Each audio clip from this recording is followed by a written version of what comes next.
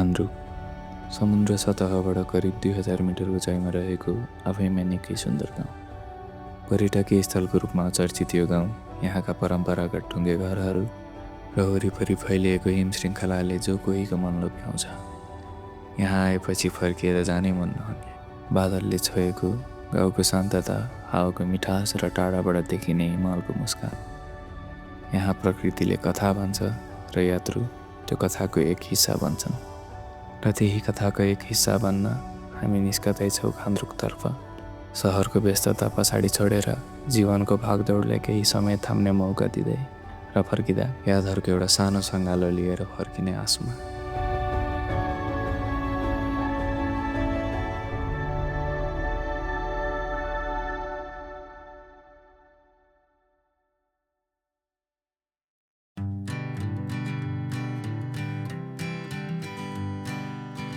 हरेक बिहानीसँगै एउटा नयाँ यात्रा सुरु हुन्छ र घुम्ने सोच मात्रैले पनि मन हल्का बनाइदिन्छ।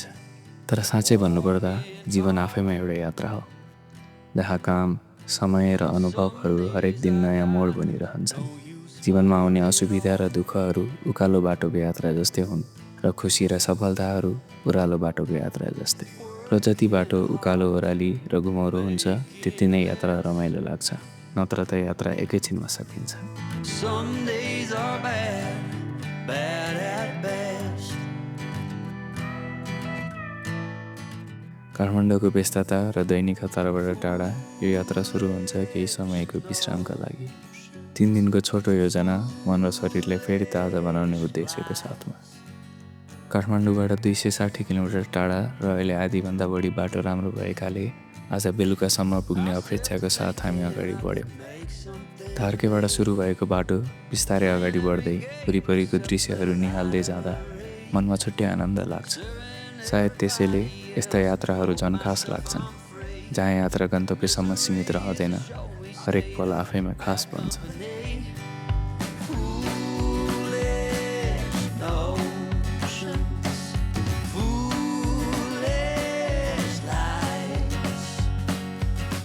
हरेक मोडसँगै घर टाढिँदै जान्छ र गन्तव्य नजिकिँदै। कहिले धुलो बाटो, कहिले सुन्दर दृश्यहरू बजारको कोलाहलको बिचबाट गुज्रदै हामी पुग्छौँ Bandipur.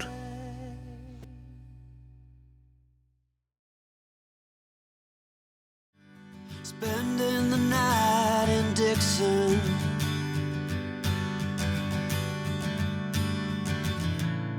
60-odd miles from a plan. Is it too late to learn to listen?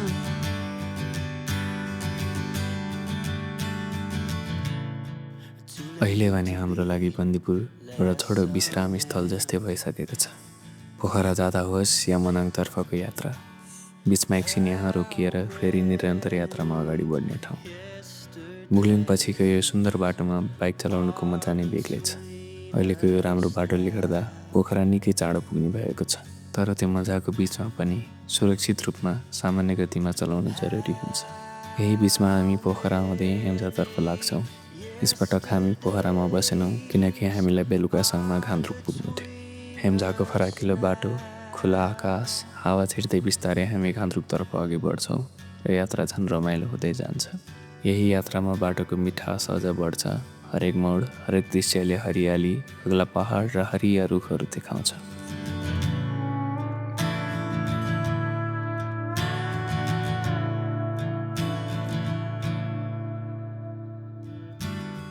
Carried it all. र यही क्रममा जब हामी नयाँ पुल भन्ने ठाउँ आइपुग्छौँ, यहाँबाट दायाँ मोडिएर घान्द्रुकतर्फको बाटो सुरु हुन्छ।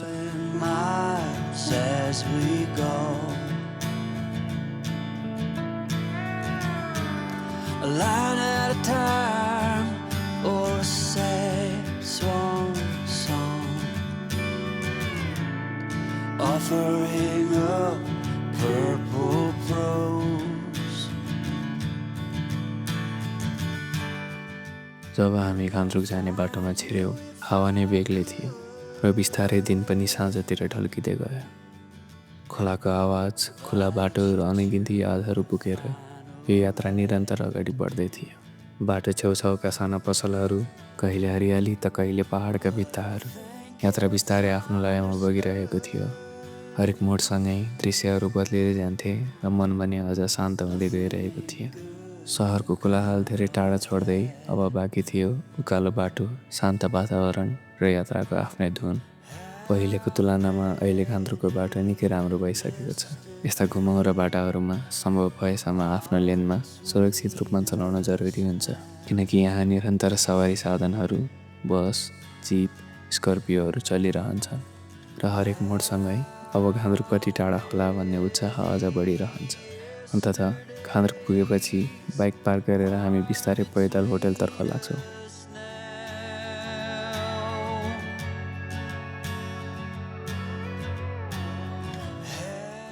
र ढल्किएको दिन, तातो खाना, हाँस ठट्टा र यात्रुहरूसँगको भेटघाटमा यो दिन बिस्तारै एउटा सुन्दर अन्त्यतिर जान्छ।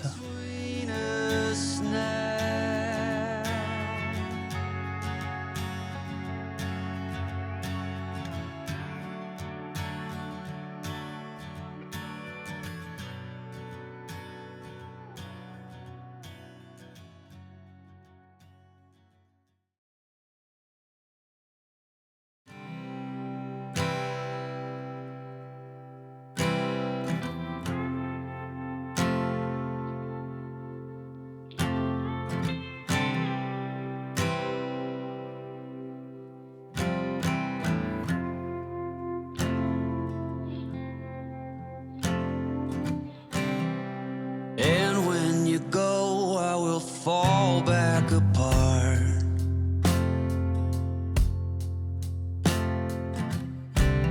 Find pieces of me all over the yard.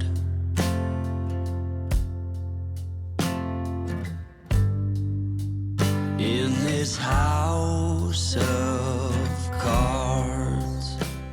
घान्द्रुकको यो शान्त वातावरणले मन आफै हल्का र आनन्दित हुन थाल्छ। समुद्र सतहबाट करिब 2000 मिटर उचाइमा रहेको यो गाउँबाट अन्नपूर्ण दक्षिण र हिमचोली जस्ता हिमालहरू नजिकैबाट देखिन्छन्, जुन दृश्यले यहाँको सौन्दर्यलाई झन् विशेष बनाइदिन्छ। गोरुपानी पुन हिल र अन्नपूर्ण बेस क्याम्पतर्फ जाने धेरै यात्रुहरूका लागि यो एउटा महत्त्वपूर्ण विश्राम स्थल पनि हो। देश विदेशबाट आउने ट्रेकरहरू यही बाटो हुँदै आफ्नो यात्राहरू अघि बढाउँछन्। तर घान्द्रुक केवल एउटा ट्रेकिङ स्टप मात्र होइन, यो आफैमा एउटा सुन्दर गाउँ हो। यहाँका परम्परागत ढुङ्गे घरहरू र गुरुङ समुदायको बसोबासले यस ठाउँलाई अझ जीवन्त बनाएको छ। सबै मिलेर बस्ने संस्कारले यो गाउँलाई अझ न्यानो बनाइदिन्छ। हामी भने सहरमा हुर्किएका, जहाँ बाटाहरू फराकिला हुन्छन् तर सम्बन्धहरू कहिलेकाहीँ साँघुरा। दिनभरि आफ्नै काममा व्यस्त, साँझ फर्किँदा दायाँ बायाँ नहेरी सिधै घरभित्र बाइक छिराउँछौँ। सायद त्यसैले छिमेकीहरूसँगको गफ र आफ्नोपन धेरै कम हुन्छ। तर यहाँ यी साँघुरा खुड्किला बाटोहरू र ढुङ्गे घरहरूको बिचबाट माथि चढ्दै जाँदा नयाँ मानिसहरूसँग भेट हुन्छ, गफगाफ हुन्छ, मुस्कान साटिन्छ र त्यही सानो कुराले सम्बन्धहरू जोडिँदै जान्छन्। दुःख सुखमा साथ दिने, चाडपर्वमा सँगै रमाउने यही हो यहाँको समाज। र सायद त्यसैले घान्द्रुक यस्तो ठाउँ हो जहाँ आएपछि मन आनन्द हुन्छ र फर्केर जाने मन लाग्दैन। You cannot reap what you never did sow. घान्द्रुकको बाटोमा हरेक ठाउँमा होटलका नामहरू बोर्डमा राखिएका हुन्छन् र कुन ठाउँमा कुन होटल छ भनेर स्पष्ट लेखिएको हुन्छ। यस क्षेत्रमा 100 भन्दा बढी होटलहरू भए पनि जो कोही स्थानीयलाई सोद्धा उनीहरूले सहजै बाटो देखाइदिन्छन्। सायद यही सानो कुरामा पनि यो ठाउँको वास्तविक आफ्नोपन लुकेको छ। यहाँ सबै सामान सजिलै आउँदैन, धेरैजसो सामान कचड मार्फत बोकाएर ल्याइन्छ। यहाँ सबै सुविधा नहुन सक्छ, तर यहाँको जीवनले असहज पनि बनाउँदैन। अपरिचित भएर आए पनि यहाँको वातावरणले छिट्टै आफ्नोपन महसुस गराउँछ। र यहाँ छ त केवल आफ्नै लयमा बगिरहेको जीवन, र त्यही लयसँगै हामी पनि केही समयका लागि मिसिन्छौँ। अन्ततः यात्रा सकिन्छ, तर त्यसको याद भने लामो समयसम्म साथ रहन्छ।